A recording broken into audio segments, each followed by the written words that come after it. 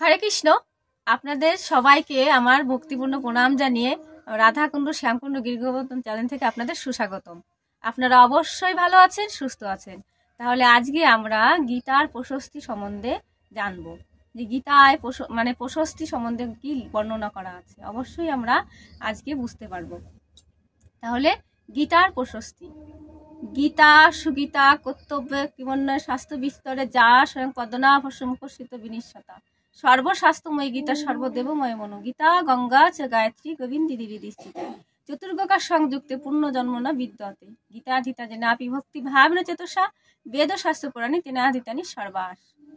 যে গীতা সাক্ষাৎ ভগবান শ্রীকৃষ্ণের মুখপদ্ধতি নিঃসতা, তাহা উত্তম রূপে পাঠ করা কর্তব্য। অন্যান্য অধিক শাস্ত্র পাঠের প্রয়োজন কি? গীতা সর্বশাস্ত্রময়ী, সর্বতীর্থময়ী, গায়ত্রী মন্ত্র সর্বদেবময়। গকার সংযুক্ত গীতা গঙ্গা গায়ত্রী গোবিন্দ, এই চারটি যাহার হৃদয়ে অবস্থিত হয় তাহার আর পূর্ণ জন্ম হয় না। ভক্তিপূর্ণ চিত্তে যিনি গীতা পাঠ করেন তিনি বেদ পুরাণ প্রভৃতি সর্বশাস্ত্রের সারসম অবগত হন।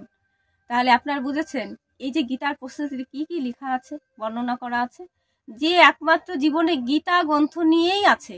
গীতা আমার উপাসনা, গীতাই আমার সার। যে গীতা দেবীকে সার করেছে না, তার এ জগতে কথা তো ভালো, কিন্তু পরবর্তী জগতের কথাও আর ভাবা লাগবে না। যে গীতাই হচ্ছে আমাদের বৈতরণী পারের ঘাটে দাঁড়িয়ে থাকে কে? কান্ডার হিসাবে ভগবান শ্রীকৃষ্ণ। তাই অবশ্যই আপনারা এই গীতার প্রশস্তি জানবেন এবং অপরকেও জানার সুযোগ করে দিবেন। তাই গীতাই আপনাদের আশ্রয়, গীতাই আপনাদের বা আমার সবাই, আমরা যেন গীতা দেবীকে ভালোবাসতে পারি এবং সর্বদাই গীতার সঙ্গ, সৎসঙ্গ আমরা যেতে পারি। দেখবেন আপনারা যারা গীতার সঙ্গ করছেন আপনারাই নিজেরাই বুঝবেন, যে গীতা পাঠ করে তার থেকে উপকৃত কে হয় বলেন তো মা? তার চতুর্পাশে শুদ্ধ ভক্ত যখন ভক্তি সহকারে এই গীতার উপদেশ বলার মতো কোনো পাঠকের সাধ্য বা সাধকতা নেই।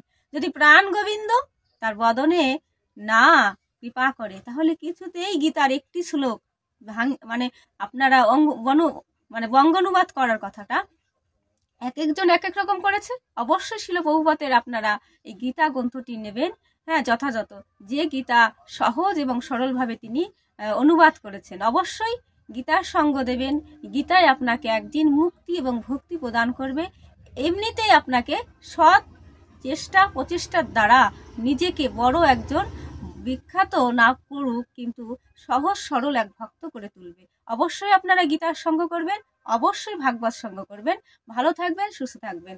আজকের মতো আমার এই গীতার প্রশস্তি আপনাদের কাছে এখানে বিশ্রাম রাখছি। ভালো লাগলে লাইক, কমেন্ট, শেয়ার ও সাবস্ক্রাইব করবেন। পাশে থাকা বেল আইকনটি ক্লিক করবেন। রাধে রাধে।